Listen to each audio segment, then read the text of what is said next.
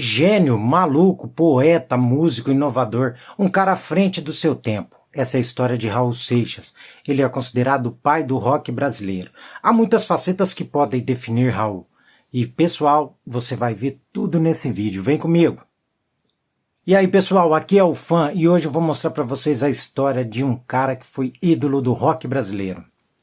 Raul sonhava em ser cantor ou escritor e acabou unindo as duas formas de manifestação artística e conquistando todo o Brasil. Ele se tornou uma figura importante da história do rock nacional. E entre as suas músicas se destacam Maluco Beleza, Eu Nasci há 10 mil anos atrás, Mosca na Sopa e Ouro de Tolo. E nesse vídeo você vai conhecer tudo sobre a música e a carreira desse grande cara, esse Maluco Beleza, Raul Seixas. Vambora?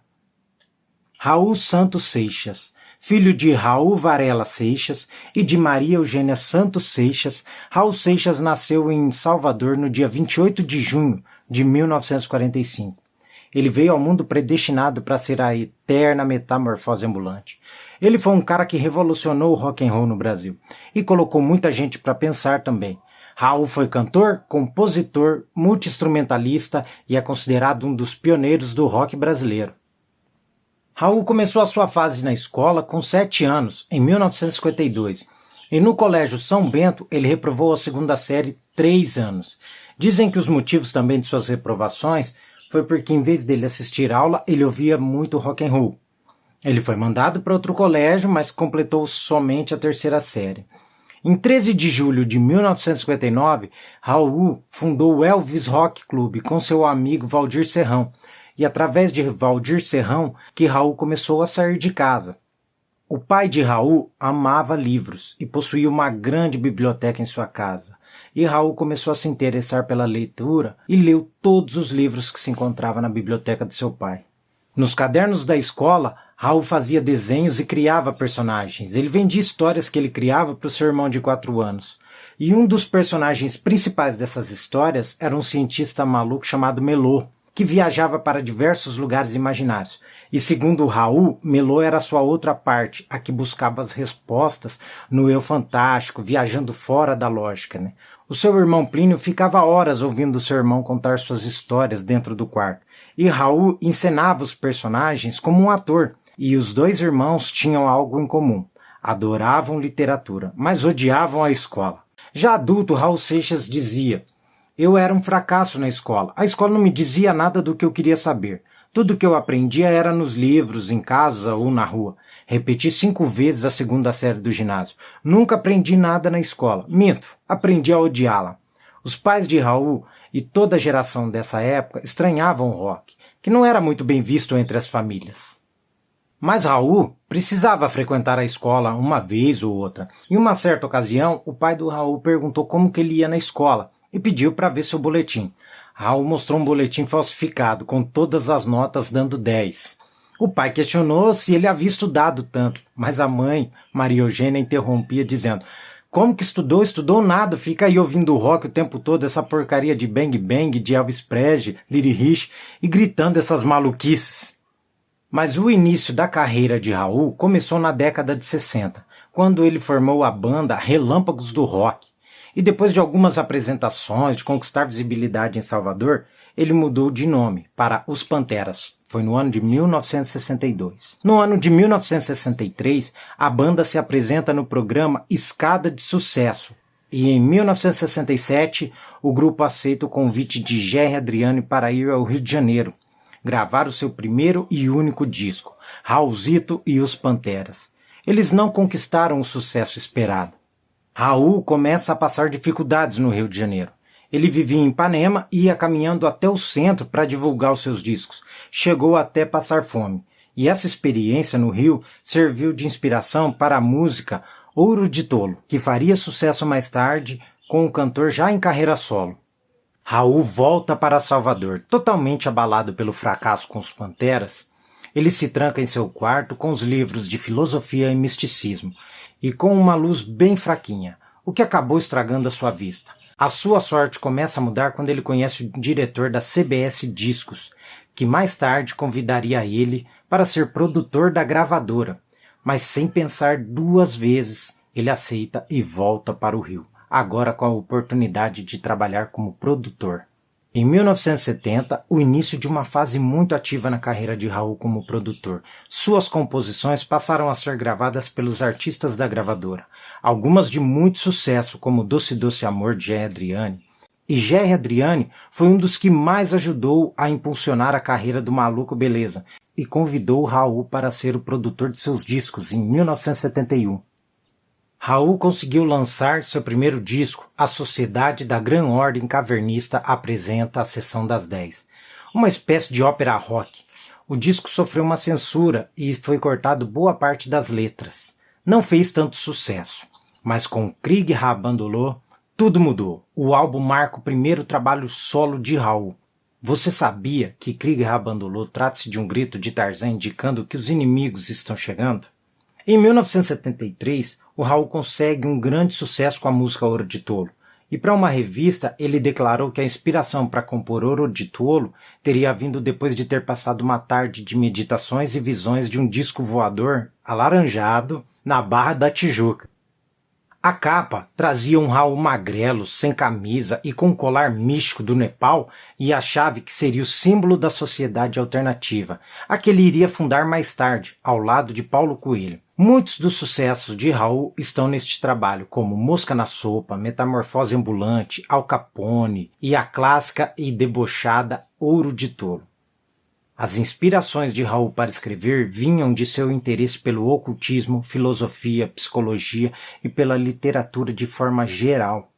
Não apenas a música Sociedade Alternativa, mas outras composições de Raul, é possível notar que o compositor sempre tentou passar o propósito em defender que cada um deveria viver à sua maneira. Em 1974, a Sociedade Alternativa é uma canção presente no álbum Gita, música criada por Raul Seixas e Paulo Coelho, seu parceiro em diversas outras composições. Eles se conheceram por conta do interesse comum sobre o misticismo, ufologia e ocultismo, e passaram a compor juntos.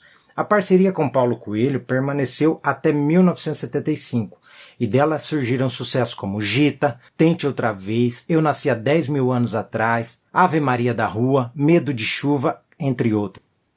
E realmente foi fundada a comunidade alternativa por eles no dia 10 de dezembro de 1973, com a proposta de promover espetáculos teatrais, livros, além de outras produções artísticas que promoviam a sociedade alternativa. Na época, a dupla já era mal vista pelos militares por suas composições consideradas subversivas.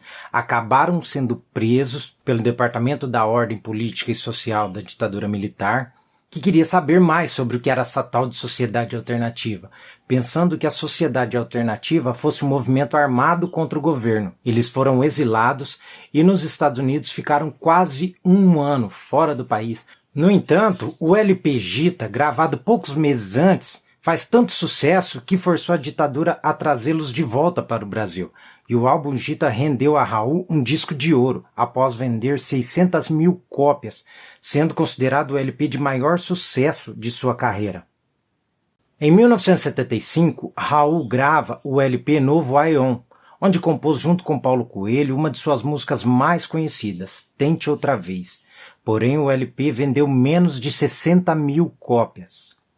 Em 1977, a parceria agora com o amigo Cláudio Roberto, eles gravaram o LP O Dia em que a Terra Parou. A crítica não gostou, mas os fãs se deliciaram com o Maluco Beleza, Sapato 36 e a faixa título. Em 1978, Raul começa a ter problemas de saúde devido ao alcoolismo, que lhe causou a perda do pâncreas. Raul passa alguns meses numa fazenda na Bahia para se recuperar dessa pancreatite. E em 1980 ele lança mais um álbum, Abre-te Sésamo, que contém outros sucessos e tem a faixa Rock das Aranhas e Aluga-se, que foram censuradas. Em 1982, um fato curioso sobre Raul. Ele se apresenta bêbado em Caieira, São Paulo, e é quase linchado pela plateia que não acredita que é o próprio, mas sim um impostor. Raul foi para a delegacia, chegando lá, não tinha como comprovar que era ele mesmo, pois Raul não carregava os documentos. Sem gravadora e agora também sem perspectiva de um novo contrato, mergulhado na depressão, Raul afunda-se ainda mais nas drogas. Mas em 1983, Raul é convidado para gravar um disco pelo estúdio Eldorado. Logo depois, Raul é convidado para gravar o especial infantil Pluk Plak Zum, da Rede Globo, onde ele canta a música Carimbador Maluco. E esse álbum de Raul Seixas, que continha a canção, dá a Raul mais um disco de ouro. Em 84, ele grava o LP Metrô Linha 743, lança o disco ao vivo, único e exclusivo. Em 1986, Raul grava um disco que foi lançado somente no ano seguinte, o Babluba Babablum. Fez grande sucesso entre os fãs, chegando a ganhar disco de ouro e estando presente até em programas de televisão como Fantástico. Em 1988, Raul fez seu último álbum solo, A Pedra de Gênesis. Após 3 anos sem pisar num palco, mas em 1989, agora com seu amigo Marcelo Nova, Raul faz uma turnê. Agora com o parceiro musical, totalizando 50 apresentações pelo Brasil. E essas 50 apresentações pelo Brasil resultaram naquele que seria o último disco lançado em vida por Raul Seixas. O disco foi intitulado A Panela do Diabo, que foi lançado pela Warner no dia 22 de agosto de 1989. Na manhã do dia 21 de agosto, Raul Seixas foi encontrado morto sobre sua cama, por volta das 8 horas da manhã em seu apartamento em São Paulo, vítima de uma parada cardíaca. E aqui vai algumas curiosidades sobre Raul. No final dos anos 60, Raul Seixas teve um encontro com Mick Jagger, que incentivou a tocar música africana. Você sabia que Raul compôs Metamorfose Ambulante aos 12 anos? Nada menos que 62 músicos participaram da gravação de Gita. E o álbum Gita foi um dos mais impressionantes da história da música brasileira. Ali tem sertanejo em Medo da Chuva, rockabilly em Super-Heróis. Conta a lenda que Raulzito certo dia encontrou o senador da República Tancredo Neves em um aeroporto e foi logo dizendo, alcoolizado, né? Senador, eu tenho a solução para o Brasil, vamos alugar a porra toda. O roqueiro rebelde vivia à margem da loucura e por considerar que o louco era um ser normal, controverso e polêmico, ele não se importava com rótulos. Ele se divertia e por ser considerado maluco, um maluco beleza. E esse foi o vídeo sobre a história de Raul Seixas. Se você gostou desse vídeo, comenta aqui embaixo, curte, compartilha, se inscreve no canal e bora conhecer mais sobre vários artistas. Fui!